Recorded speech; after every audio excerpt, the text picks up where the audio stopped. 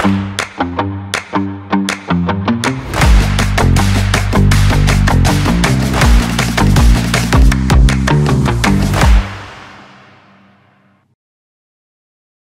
aí, Taborão! Aplauda o Espírito Santo, pelo amor de Deus! Dá um glória aí! Irmãos, que atmosfera, que lugar sensacional! Existe um ambiente favorável para que Deus se manifeste de maneira extraordinária, e você está nesse lugar. Glória a Deus por isso.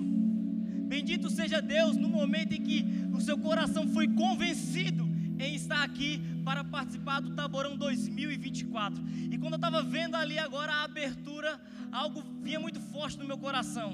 No momento em que a Bíblia narra que Jesus se encaminhou para Betânia para ressuscitar Lázaro, e ressuscitando Lázaro, assim glorificar a Deus, duas coisas, dois comandos de Jesus são evidenciados nesse momento. Então, primeiro a voz de Jesus dá um comando: Lázaro!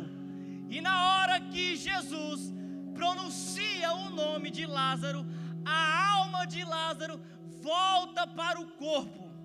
E Lázaro agora passa a ser de novo um ser vivente, um homem com alma andando na terra. Todavia existe um segundo comando, que é: Lázaro, vem para fora. Talvez esse não seja o seu primeiro taborão e nem tampouco o seu primeiro retiro.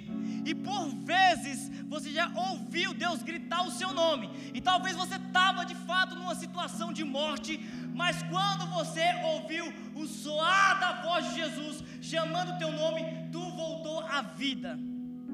Agora, o que ficava muito claro ali no meu coração no momento em que rezávamos é que muitas pessoas não se atentam ao segundo comando de Jesus: vem para fora. Muitas pessoas fizeram uma experiência de vida em um retiro, talvez até em outro taborão, mas permaneceram na tumba, permaneceram ali na cova. E Jesus te trouxe hoje aqui para que você ouça o segundo comando: vem para fora. O túmulo não é o teu lugar.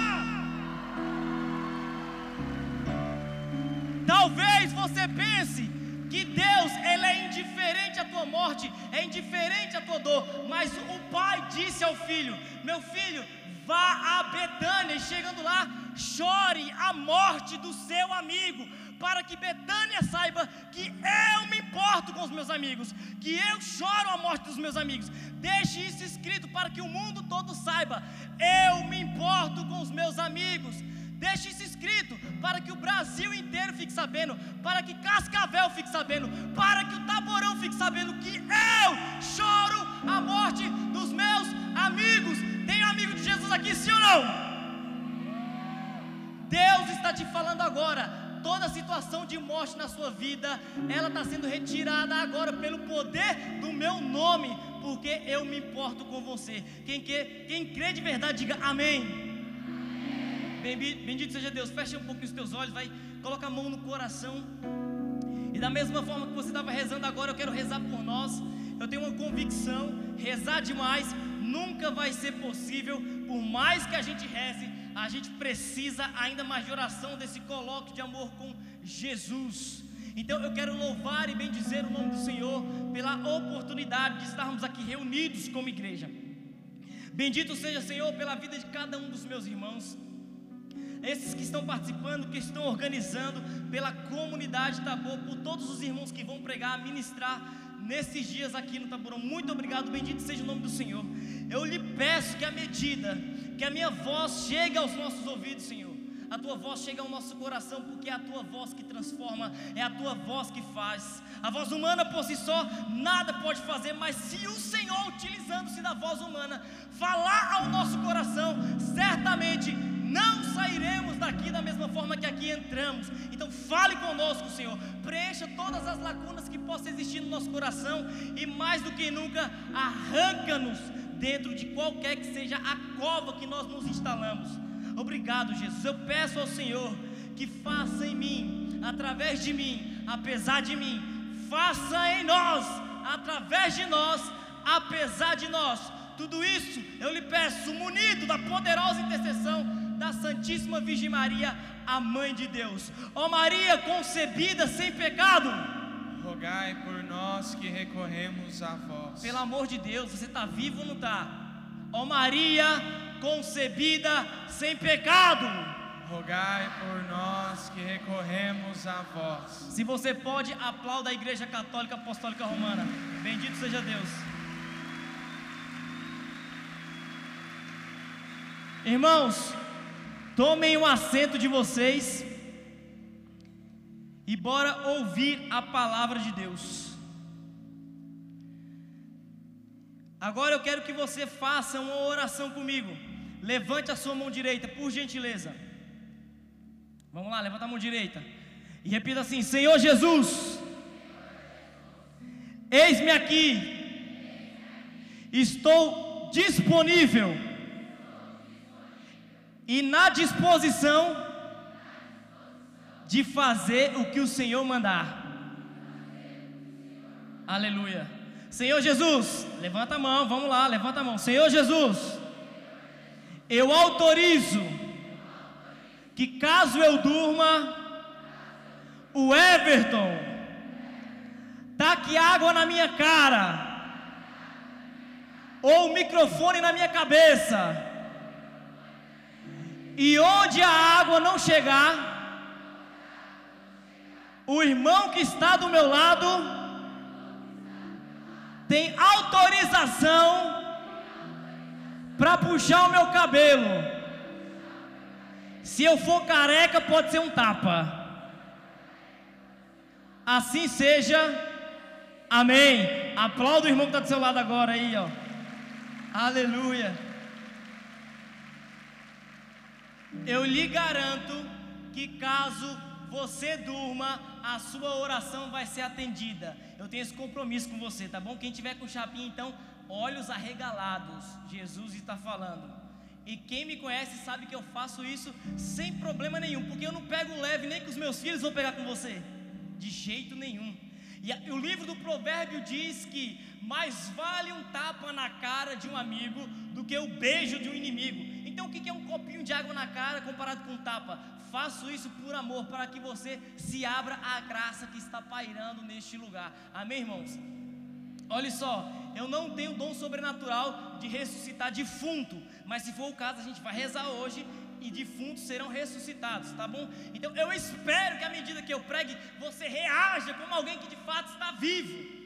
Abra a sua boca, pelo amor de Deus, porque eu não vim de São Paulo para trazer fogo para um povo que estava apagado. Eu vim com fogo de lá para encontrar o fogo que está aqui, a gente juntar o fogo e fazer um fogaréu só, amém? É por isso que eu estou aqui. Então abra a sua boca, pelo amor de Deus, não me deixe passar vergonha, senão eu te farei passar vergonha, tá bom? Irmãos, para quem não me conhece, meu nome é Everton também, tá? E eu sou lá de Guarulhos, São Paulo. Sou casado com a segunda mulher mais linda do mundo, a dona Adriana. Ela só perde para a Virgem Maria. Eu sou pai do Afonso, do Vicente e do Timóteo. E todas as vezes que eu saio de casa para pregar o Evangelho, eu falo ao Senhor: nutra em meu coração, pelas pessoas que estarão lá para me ouvir, algo semelhante que eu sinto pelos meus filhos. Então, nessa horinha que eu tenho aqui com vocês, que é muito rápida, eu desejo introduzir no coração de vocês algo que eu sinto pelos meus filhos, Afonso, Vicente e Timóteo.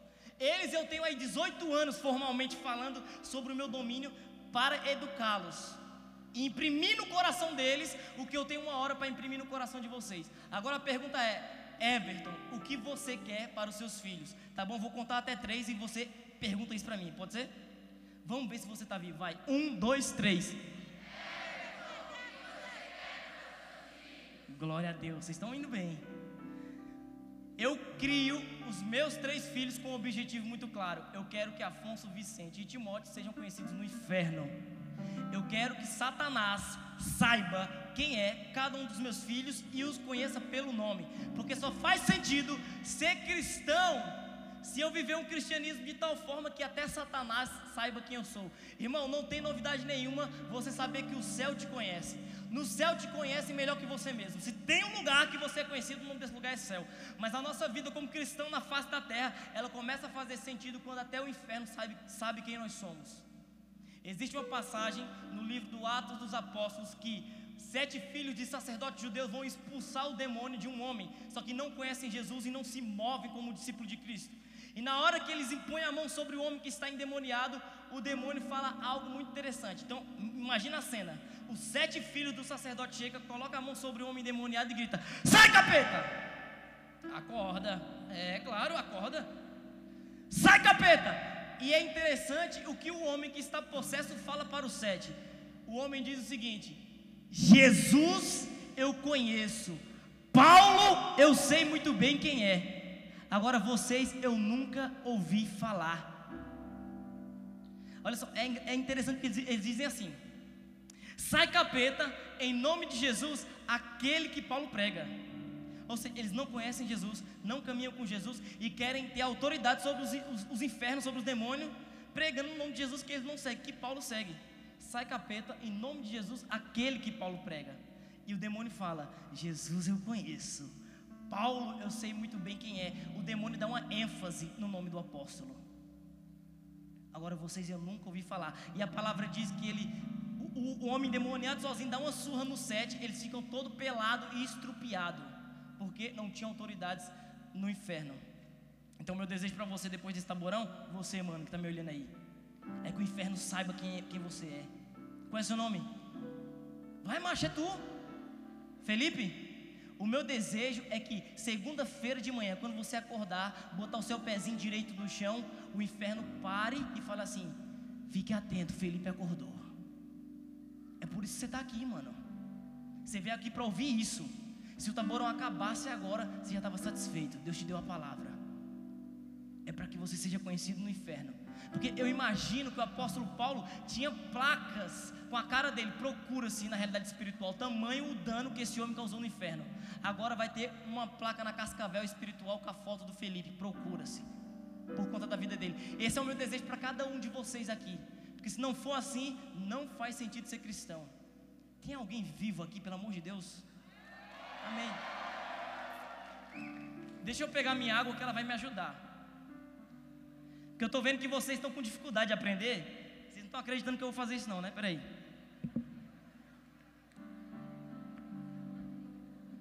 Tem alguém vivo aqui? O povo do taborão aprende rápido. Ou é medo de banho? Irmãos, se eu pudesse dar um título a essa pregação, esse título seria: fora do barco não há salvação. Repita comigo: fora do barco não há salvação. O Everton me pediu para falar sobre a barca de Pedro e a importância da igreja para a nossa vida. Mas o que eu queria falar para você é que o que vai ser dito aqui, de modo algum, é afronta a qualquer outra religião, ou de modo principal aos irmãos protestantes. Tenho amigos protestantes. Um dos meus melhores amigos na fé, irmão na fé, é um pastor batista lá do Maranhão. É com ele que eu passo tempos no telefone falando de céu, de tal forma que eu não consigo passar, inclusive, com muitos irmãos católicos. Então isso não é afronta a pessoas. Eu quero aqui, de fato, trazer à tona uma realidade, um fato, porque contra fato não há argumento. Então meu desejo é que você saia daqui muito mais católico do que você entrou, e muito mais apaixonado pela igreja do nosso Senhor Jesus Cristo, amém? Então preste muita atenção. Tem um povo vivo aí atrás, vocês vão tomar água aqui na frente.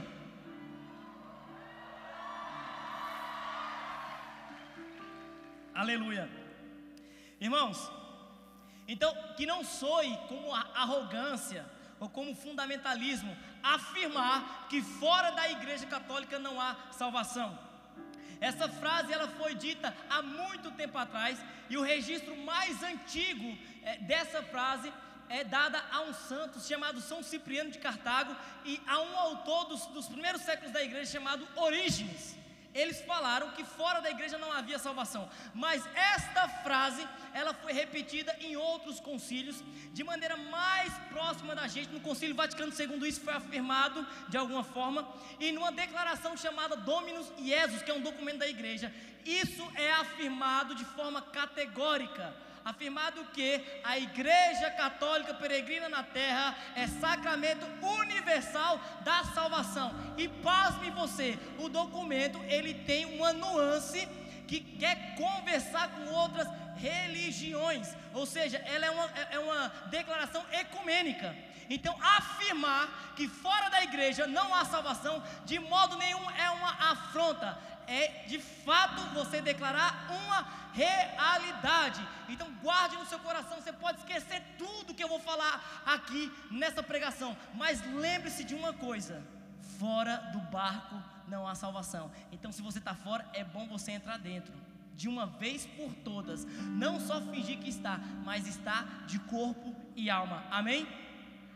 Se você trouxe Bíblia, abra a sua Bíblia, por favor, na carta do apóstolo Paulo aos Filipenses. Abra a sua Bíblia ou ligue a sua Bíblia.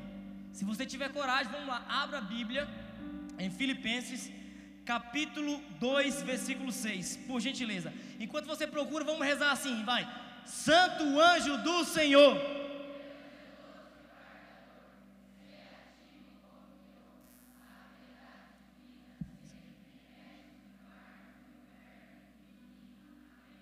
quem achou diga eu achei. Quem não achou só presta atenção de forma redobrada. Agora vamos ler a palavra de Deus. E a carta de São Paulo aos Filipenses, capítulo 2, versículo 6, diz o seguinte: ele, estando na forma de Deus, não usou do seu direito de ser tratado como um Deus, mas se despojou, tomando forma de escravo, tornando-se semelhante aos homens, e reconhecido em seu aspecto como um homem, abaixou-se, tornando-se obediente até a morte sobre uma cruz. Versículo 9: por isso Deus soberanamente o elevou e lhe conferiu o nome que está acima de todo nome, a fim de que ao nome de Jesus todo joelho se dobre nos céus, sobre a terra e sob a terra, e que toda língua proclame que o Senhor é Jesus Cristo, para a glória de Deus Pai. Amém? Se você pode, aplauda a palavra de Deus, dá um beijo na sua Bíblia. Glória a Deus. Irmãos, antes de entrar propriamente no texto bíblico, eu queria trazer à tona para vocês uma definição a respeito do que é igreja. Se tiver alguém conversando do seu lado, você fala: olha a água. Quero então trazer uma definição a respeito do que é igreja. De forma muito simples, se a gente puder definir o que é a igreja é uma continuação histórica e espiritual da encarnação do Verbo. E a gente pode então, para entender melhor essa definição, que a igreja é a continuação da encarnação do Verbo espiritualmente e na história. Para que a gente entenda isso de forma mais perfeita, eu quero destacar aqui duas realidades que, por vezes, se você parar para pensar, ela resume a Bíblia inteira. Alguém aqui já leu a Bíblia inteira pelo menos uma vez? Baixa a mão para ninguém passar vergonha. Eu vou então resumir a Bíblia para você em dois temas, assuntos principais. Primeiro assunto: Deus cria o homem à sua imagem e semelhança para se relacionar com o homem, mas o homem desobedece a Deus e acontece aquilo que a gente chama de queda. Então o primeiro assunto é queda, que se dá nesse contexto do homem que vira as costas para Deus. O segundo assunto é Jesus encarna para vir resolver a parada, e ele faz isso e ele resolve. Então os dois assuntos que a gente vai trabalhar para entender essa afirmação que fora da igreja não há salvação: queda e redenção. Desse lado aqui, vamos lá, diga comigo: queda. Desse lado aqui, redenção, vai, redenção. O povo da redenção está mais fraco do que o da queda, nunca vi um negócio desse. Vamos lá de novo, para humilhar, vai. 1, 2, 3 e... redenção. Representa. Vamos lá. 1, 2, 3 e... redenção. Glória a Deus, empatou. Para que a gente entenda então essa lógica, veja bem, a igreja me ensinou que uma ofensa cometida a alguém se mede não pelo ato de ofensa e nem por quem ofendeu, mas se mede por quem foi ofendido. O que isso significa? Se eu estou com o Felipe jogando uma bola, não é, Felipe? E lá eu e Felipe acabamos nos desentendendo. E no calor do momento eu venho e dou um tapa na cara do Felipe. Isso é uma ofensa, Felipe? Sim, é uma ofensa a um amigo. Só que depois que o futebol acaba, eu fico arrependido, chego e falo: Felipe, foi mal, me desculpa. Ele fala: tá desculpado, a gente se abraça e a amizade é a mesma. Foi um tapa na cara, irmão, mas ele me desculpou. Só que eu chego em casa meio azucrinado porque a Carol atrasou a janta. Aí agora o tapa que eu dou é na cara da minha esposa. Se eu continuar vivo após esse tapa, não basta simplesmente pedir desculpa para ela. O ato de ofensa foi o mesmo, ok? Mas a ofensa, ela aumenta por conta da pessoa que foi ofendida. Imagine se for minha mãe, sei lá, a pessoa que tomou o tapa na cara. Se for um chefe de estado, a consequência pode ser grave ao ponto de eu ser preso, porque é um desacato à autoridade. O tapa é o mesmo, o ato de ofensa é o mesmo, mas a ofensa aumenta em dignidade da pessoa que foi ofendida. Imagina então se eu estou pistola da vida, chego lá no Vaticano e meto um tapa na cara do Papa Francisco. Você consegue perceber que a ofensa aumenta em virtude da dignidade da pessoa que foi ofendida? Agora imagine eu e você, meros mortais, pessoas finitas, dar o tapa na cara de uma pessoa infinita. Porque foi isso que aconteceu quando o homem virou as costas para Deus, desobedeceu a Deus e caiu no pecado original. Quando o homem cai no pecado original, ele dá um tapa na cara de Deus. E essa ofensa, ela tem um nível muito superior do que uma ofensa feita ao homem. Porque é a ofensa de alguém finito, daqui de baixo, ofendendo alguém lá de cima, infinito, o eterno. Eu com o Felipe, está muito fácil, Felipe. Eu chego e falo: foi mal, a gente se resolve, faz as pazes. Agora com Deus, como é que eu faço isso? Como é que eu peço desculpa para Deus? Se a ofensa é infinita, como que eu, finito, consigo me redimir com alguém que é infinito? Tem alguém me entendendo aqui? Tem alguém vivo aí atrás, pelo amor de Deus? Eu não estou falando sozinho, né? Irmãos, depois disso, o profeta Isaías diz que criou-se um abismo entre Deus e o homem após essa ofensa, de tal modo que o homem tenta, mas não consegue se desculpar para Deus. Por quê? Foi uma ofensa de alguém finito para uma pessoa infinita, e todo pedido de desculpa que eu faço, ele é insuficiente para me reconciliar com Deus. E por vezes os homens tentaram, não foi esse o desejo dos homens da Torre de Babel? Tentar construir uma torre que chegasse a Deus. E essa é a tentativa da humanidade, sem Deus, sem a igreja, para tentar se desculpar com o Senhor. No antigo Israel, sacrifícios e sacrifícios aconteciam para tentar religar de novo o homem com Deus. Mas sacrifícios de bezerros, de animais, são insuficientes para se desculpar com o Senhor diante dessa ofensa. Porque cada vez que morre um animal no Antigo Testamento, é alguém ainda de natureza finita, é um animal morrendo para pedir desculpa a um Deus que foi ofendido no seu caráter infinito, eterno. Que problema a gente tem? Agora, no Evangelho segundo Everton, meu evangelho, tá? No Evangelho segundo Everton está narrado o seguinte: que diante dessa situação, diante da insuficiência do homem pedir desculpa para Deus, o Pai, o Filho e o Espírito Santo fizeram uma reunião na eternidade. Aí Jesus falou assim: Pai, o que você tem como solução? Se você quiser, eu morro para me desculpar diante dessa ofensa que aconteceu do homem para com o Senhor. Aí Deus, no Evangelho segundo Everton, disse o seguinte: peraí, mas não dá certo, porque você é de natureza de cima, você é da natureza de quem foi ofendido, mas quem ofendeu foi na natureza de baixo. Se o bezerro, o boi que morria, se o cordeiro que morria lá não resolvia porque só tinha natureza de baixo, você morrendo não tem como morrer porque é imortal, é natureza de cima, também se morresse não resolvia o problema, porque tem natureza de cima. Qual que é a solução então, irmãos? Aquele que tem natureza de cima se encarnar, assumir a natureza de baixo, e quando Jesus morre como alguém que tem em si as duas naturezas, a do homem que ofendeu e a do Deus que foi ofendido. Portanto, só Jesus poderia resolver esse problema. E sabe qual é a boa notícia? Ele resolveu o Taborão. Pelo menos um entendeu. Pelo menos um. Só Jesus poderia fazer isso. Coisa linda. E Ele fez. Agora olha o seguinte, presta atenção. Jesus fez isso há mais de 2000 anos atrás, no contexto histórico.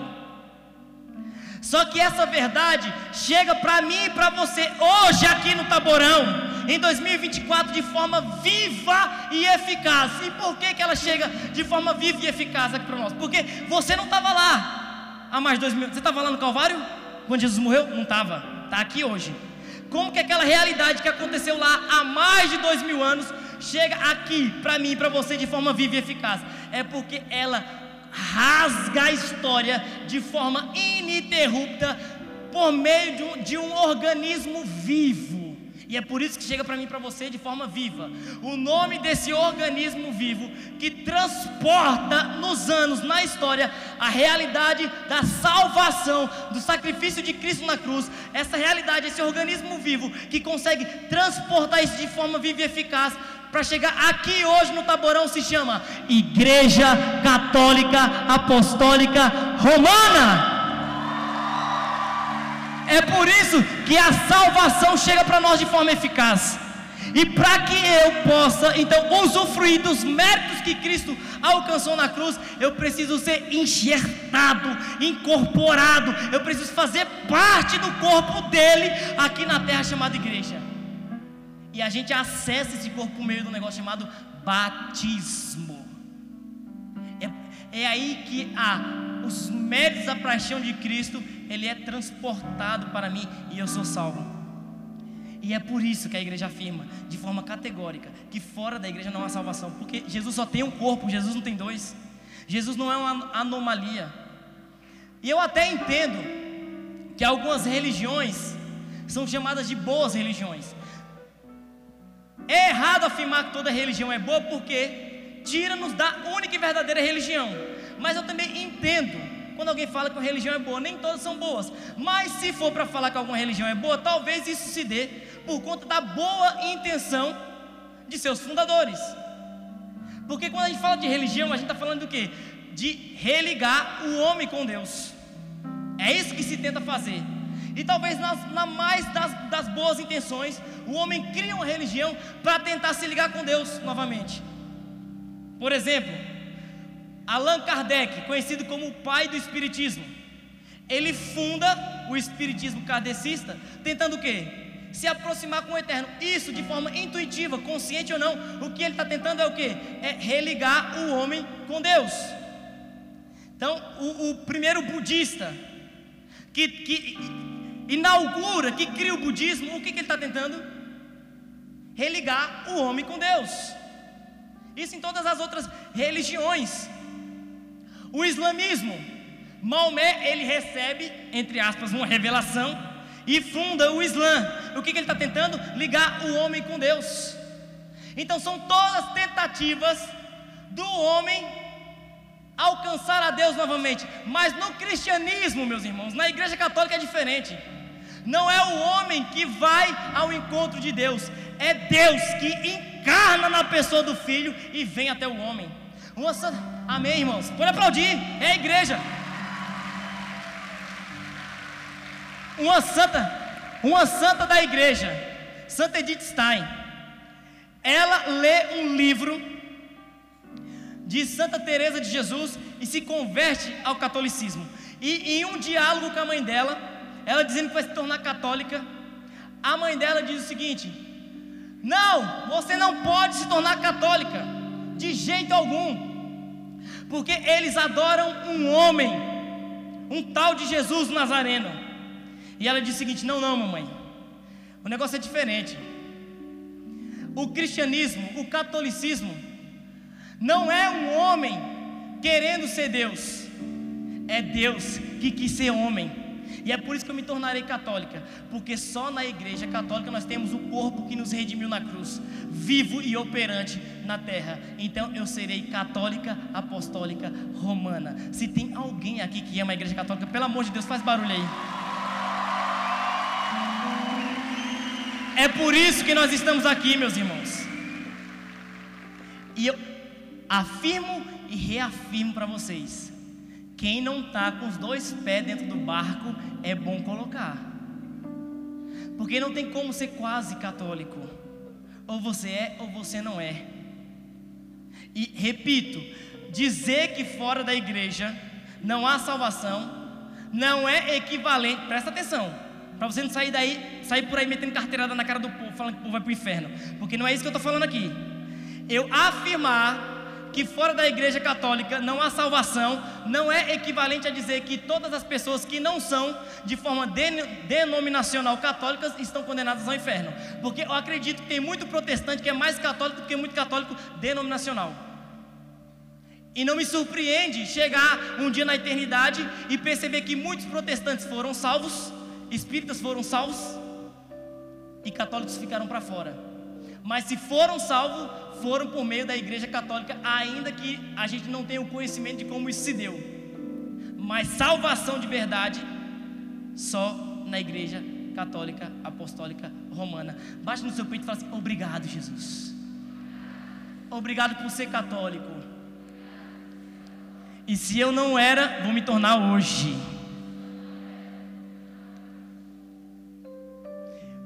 Eu amo quando eu vou pregar e tem uns pagãos no meio.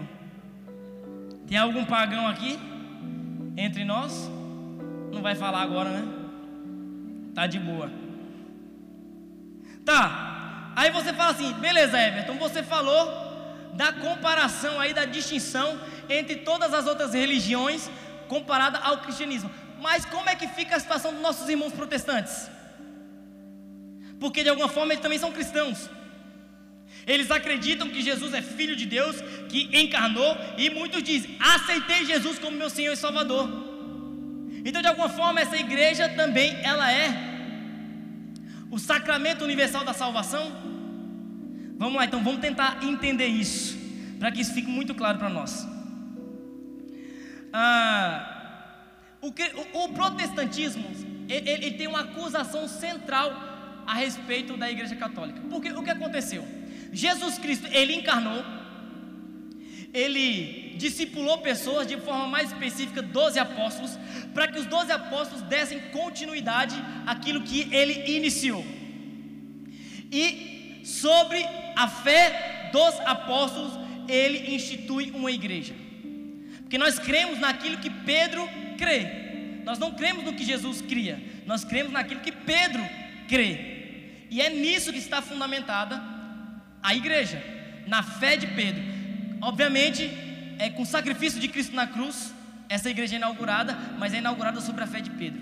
Então, os protestantes também creem nisso. Os protestantes creem que a igreja foi fiel àquilo que Jesus ensinou no primeiro século, no segundo século, no terceiro século. Mas quando chegou no século IV, o imperador Constantino se converte. E na cabeça do protestante é o seguinte: quando Constantino se converteu, ele começou a exercer influência na igreja primitiva. E essa igreja foi desvirtuada de tal modo que a igreja católica apostólica romana é o resultado do paganismo que entrou na igreja de Cristo após a conversão de Constantino.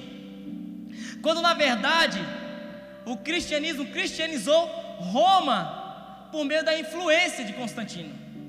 Agora, o que é curioso, irmãos, se eles afirmam que a igreja deixou de ser a igreja de Cristo após a conversão de Constantino, século IV, repita comigo, século IV. Fale para quem está do seu lado, século IV. Para quem está do outro lado, Constantino. Para guardar. Então os protestantes acusam os católicos de ser o resultado. Os católicos são o fruto do paganismo que entrou na igreja no século IV. E qual que é o entendimento da maioria dos protestantes mais tradicionais? É que o protestantismo é o resgate do cristianismo primitivo que foi perdido com a conversão de Constantino. Tem alguém me entendendo aqui? Sim? Maravilha, vamos lá. Acabou a pregação e começou a formação, aleluia. Mas aguenta firme, não dorme não. Estão acordados, né? Deixa eu ver. Ó, dorme não. Eu preciso de mais uma água, por favor. Bora lá, não dorme não. Olha só. Agora o que é? Presta atenção. Traz água, pelo amor de Deus. Presta atenção. Agora, 2 fatores a gente precisa prestar atenção aqui, que eu vou falar agora com muita atenção, para que você saia daqui muito mais católico do que você entrou. Se eles afirmam que a igreja foi corrompida após a conversão de Constantino, o que vale ressaltar é que os fundamentos substanciais que existem na igreja hoje já existiam antes de Constantino e permaneceram. Agora, fato é que existem coisas que a igreja já vivia, já professava, já eram fatos, fundamentos da igreja antes de Constantino, que após Constantino o protestantismo largou de mão. Vocês estão entendendo o que eu estou falando? Se eles acusam-nos de deixar de ser a igreja do Cristo, porque Constantino entrou na igreja e perverteu a igreja, por que eles abandonaram coisas que estavam precedente a Constantino? Tem alguém inteligente aqui me entendendo? Eu vou dar alguns exemplos para você. Por exemplo, a oração pelos defuntos. Isso já era uma prática da igreja antes de Constantino, e que após Constantino, ou seja, após a revolta protestante, eles abandonaram. Batismo de criança. Existe muitas, a maioria das denominações evangélicas protestantes não batizam criança, mas existem relatos, até que na Bíblia dá para entender, relatos claros no século II, que a igreja sempre batizou criança, mas abriu-se mão disso. Só que tem 3 verdades mais fundamentais, 3 principais rejeições que eu quero falar aqui para você, que existia antes de Constantino e que o protestantismo abandonou, rejeitou. Primeira delas, a devoção à Virgem Maria. É sim entendido na igreja, desde sempre, um amor especial à Mãe de Deus, a Virgem Maria. Existe uma oração que é datada do século II, do Presídio, aquela oração que provavelmente você conhece: a vossa proteção recorremos, Santa Mãe de Deus.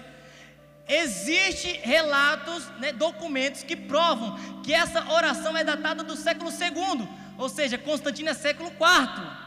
Então, se foi datada do século II, já se falava muito antes de ser escrita. Então, a igreja sempre teve devoção à Virgem Maria. Viva a Mãe de Deus!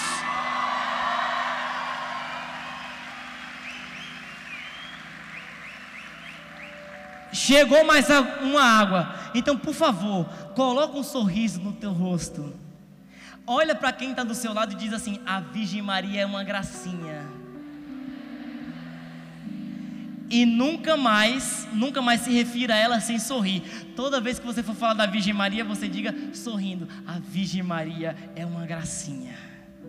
Amém? Então essa é uma das principais verdades que foi rejeitada, que já existia antes da conversão de Constantino. Segunda verdade, abra a sua Bíblia comigo agora, vamos lá em Lucas capítulo 22, versículo 19. Quem achar primeiro diga: eu achei. Eita, tá ligeiro, tá glória.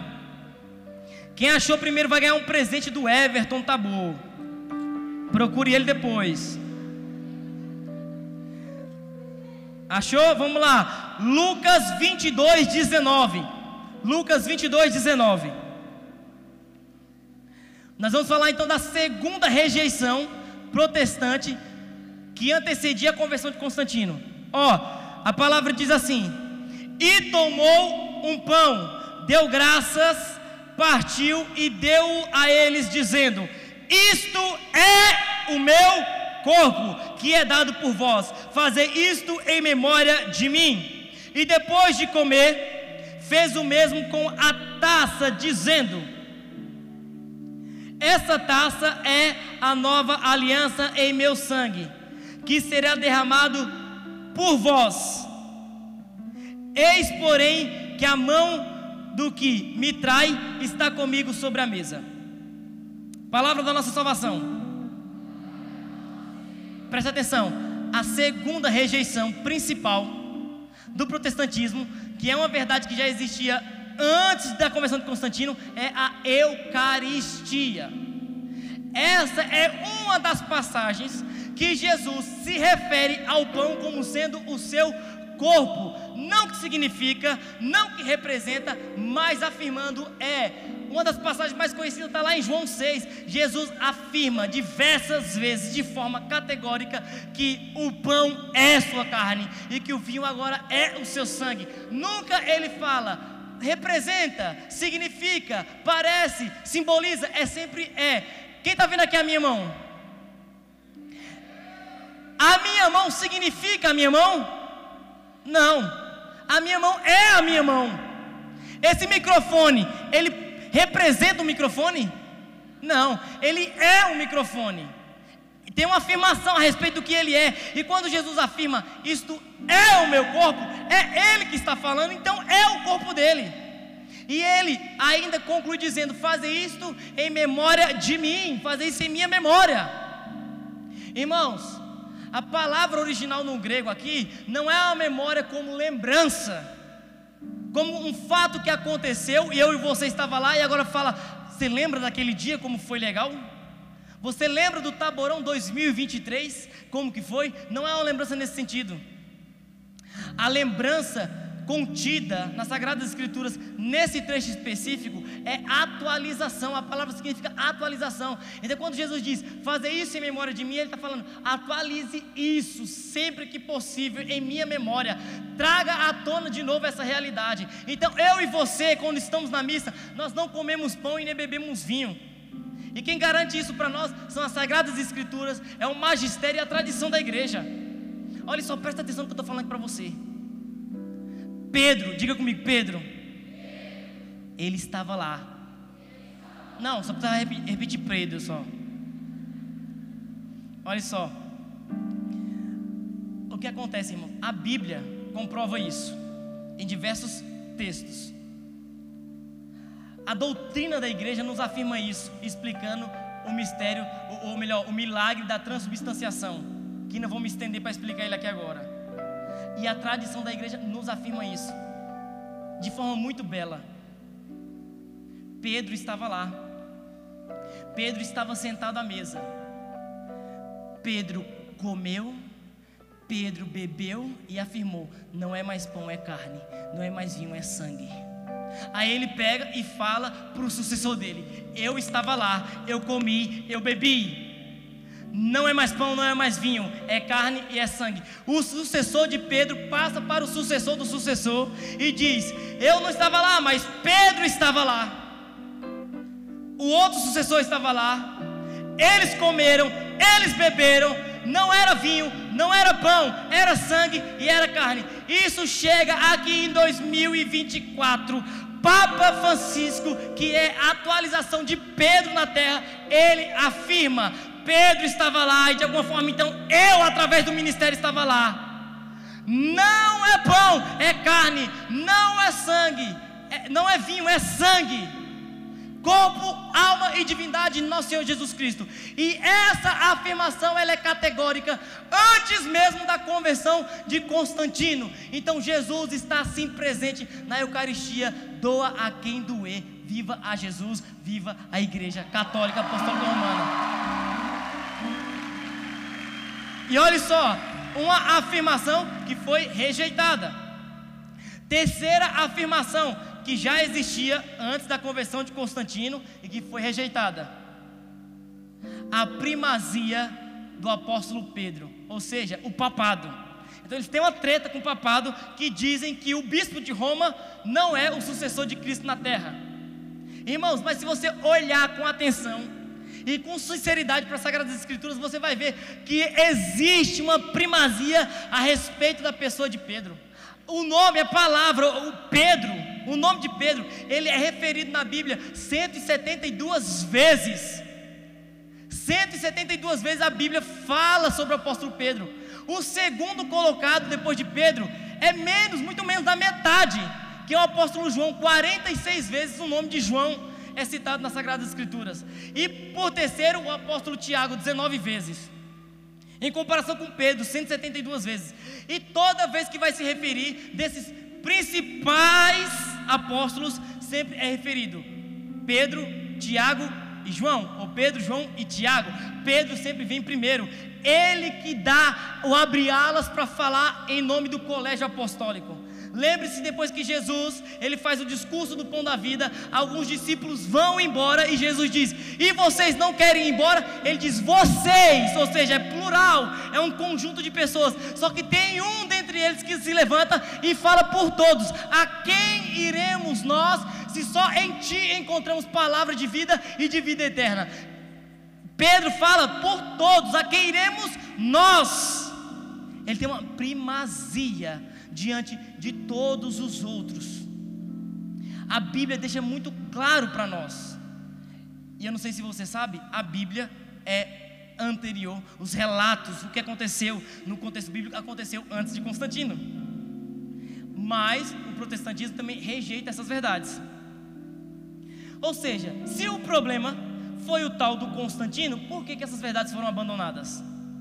Por isso eu estou dizendo para você, existe muito barco por aí, que talvez chegue com muito sacrifício na outra margem, mas só existe um barco seguro, que comporta toda a revelação, coluna e sustentáculo da verdade. O nome desse barco é Igreja Católica Apostólica Romana. Se você está aqui na Igreja Católica, não arrede o seu pé por nada, não se deixe iludir. Agora, o que é mais curioso, porque os protestantes, eles rejeitaram coisas precedentes a Constantino, mas teve coisas que aconteceu pós-Constantino que eles abraçaram e não abriram mão. Eu vou falar de novo, porque parece que você não entendeu. Que a coisa é ilógica. Eles acusam os católicos apostólicos romanos de não ser a igreja de Jesus Cristo, que é a igreja de Constantino, porque depois que Constantino entrou, perverteu a igreja, mas abandonaram coisas anterior a Constantino, e coisas que a igreja instituiu e definiu após Constantino, muitas coisas eles abraçaram. Presta atenção. Por exemplo, os dogmas a respeito das naturezas em Jesus. A igreja nos ensinou que Jesus é uma só pessoa que possui em si duas naturezas, humana e divina. Isso é definido no ano 325 e mais tarde junto com outro concílio, 381, concílio de Niceia e concílio de Constantinopla. Isso acontece não somente pós-Constantino, mas Constantino que convoca o concílio para combater algumas heresias, de modo especial a heresia ariana, que dizia que Jesus Cristo não é Deus, é uma criatura de Deus, mas não é igual a Deus. E Constantino convoca junto ao Papa Silvério um concílio para combater essa heresia. Adivinha, o protestantismo abraçou essa verdade, que em Jesus existem as duas naturezas. Mas se a igreja foi pervertida após Constantino, por que então que abraçou-se essa verdade? Por exemplo, a formulação dogmática a respeito da Trindade é uma afirmação pós-Constantino, e os protestantes, não posso falar por todos, mas a maioria aceita o fato de que Deus é Pai, Filho e Espírito Santo. Pasmem vocês agora. A Bíblia, que chega até a ser idolatrada pelo meio protestante, como sendo a fonte primária da revelação. O cânon bíblico, ele é definido pós-Constantino. E a igreja protestante abraçou isso também, realidades pós-Constantino, e tomam como uma verdade de fé. Agora, o fato é que Jesus, ele não nos deu uma Bíblia, ele nos deu uma igreja, e a igreja nos deu a Bíblia. Portanto, se o protestantismo tem Bíblia, tem por conta da Igreja Católica, que inclusive definiu esse cânon depois de Constantino. Então, é importante que vocês entendam isso, para que vocês não caiam em nenhum tipo de ilusão, em balela, em show pirotécnico, porque a verdade plena está aqui, onde você está agora, Igreja Católica Apostólica Romana. Não se deixe iludir, pelo amor de Deus, senão eu preciso meter a mão na sua cara, irmão. Olha só, me levantaram uma placa ali que eu só tenho 10 minutos, diante de tantas coisas que eu tinha para falar, mas eu vou concluir em nome de Jesus, sem estourar o tempo, para que você saia daqui mais apaixonado ainda pela Igreja Católica. Existe uma história que ficou muito conhecida, talvez você saiba dessa história, mas vale a pena lembrar ela. O irmão de Napoleão Bonaparte, ele queria se divorciar de sua esposa, e recorreu a Napoleão para que conversasse com o Papa da época, para liberar ele para casar de novo. Queria uma mais novinha, e o Papa obviamente se recusou a ceder a esse pedido, de tal modo que falou-se para Napoleão: você está dominando a Europa quase toda, por que você não funda também uma igreja? E Napoleão falou assim: eu não fundo uma igreja, porque para fundar uma igreja é necessário duas coisas. Quantas coisas?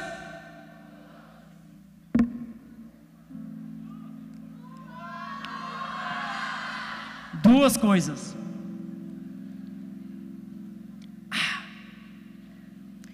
Para fundar uma igreja é necessário duas coisas. Uma eu não quero e outra eu não posso. Ou seja, para fundar uma igreja é preciso morrer. Não quero. E para fundar a igreja também é preciso ressuscitar. Não posso. Portanto, se eu não morro e não consigo ressuscitar, eu não posso fundar a igreja. Só existe um homem que morreu e ressuscitou. O nome dele é Jesus Cristo de Nazaré. Por isso só Jesus pode fundar a igreja. E o que eu quero que fique impregnado no seu coração, dentro de tudo isso que eu falei: Cristo vive, meus irmãos. Jesus está vivo. Se a Bíblia diz que Ele está vivo, e eu creio que Ele está vivo, você não pode sair desse taborão da mesma forma que entrou. Você tem que deixar essa verdade entrar na sua cabeça, descer para o seu coração, subir para a cabeça de novo, e proclamar que Jesus Cristo está vivo em todo lugar que você passar. E essa verdade foi te dada pela Igreja Católica, irmão. Imagina o palmeirense comemorando o primeiro mundial. Consegue imaginar? Não, é difícil imaginar isso, eu sei, é difícil. Mas você vai entender a minha analogia agora. Você tem que falar para o mundo que Jesus está vivo com muito mais entusiasmo do que o palmeirense diga que o Palmeiras é campeão mundial.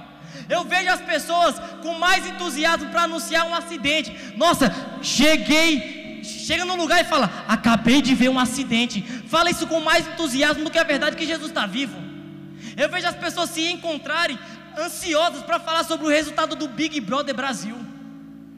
E no sábado de aleluia, domingo de Páscoa, Jesus está vivo, e a pessoa fala com morosidade: Jesus está vivo. Um dia, num domingo de Páscoa, irmãos, eu estava na minha paróquia e o padre todo animado. Por quê? Porque Jesus está vivo. Domingo de Páscoa, celebra, irmão. Aí começou a cantar lá, aleluia, proclamação do evangelho, e o povo tudo meio borocochô, sabe? Aí o padre falou assim: parou! Jesus está vivo, parece que Ele saiu da cova e vocês entraram. Aí eu estava com a minha esposa do meu lado, eu falei assim: eu vou dar um grito aqui dizendo que Jesus está vivo. Aí a esposa, em vez de me parar, ela fala: duvido. Irmãos, me perdoem, na missa, na hora que ela falou duvido, eu fiquei em pé em cima do banco na hora da missa, velho, e gritei: Cristo vive! Irmãos, as veinhas do apostolado da oração, cabelo branco levantando no meio da missa: Jesus está vivo, porque essa verdade é maior que qualquer outra verdade que possa ser anunciada, irmãos. Olha só, é sem arrogância, mas é um fato.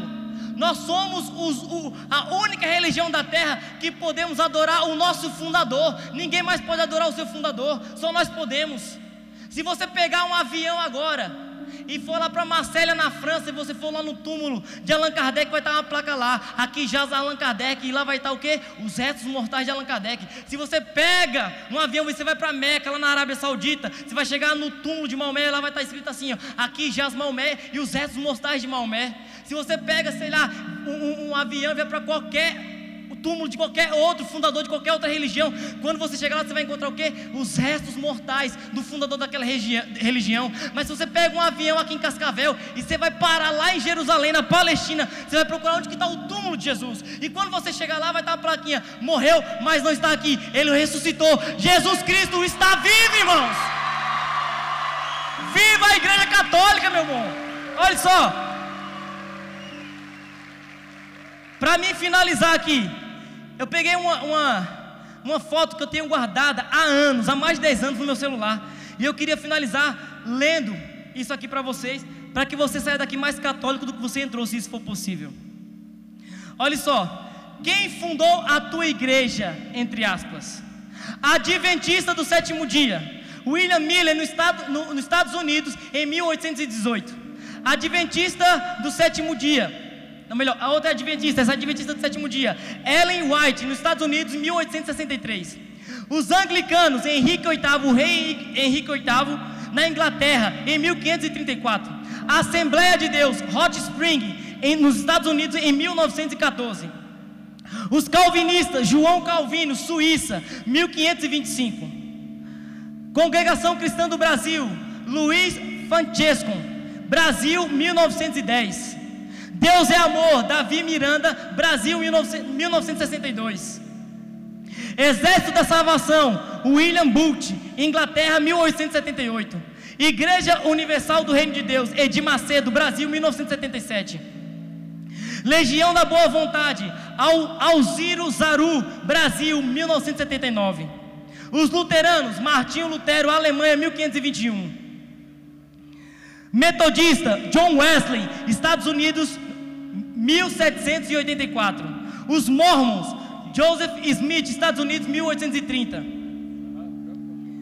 Pentecostal foi um grupo nos Estados Unidos em 1905. Deixa eu ver o que mais. Testemunha de Jeová, Charles Russell, Estados Unidos, 1874.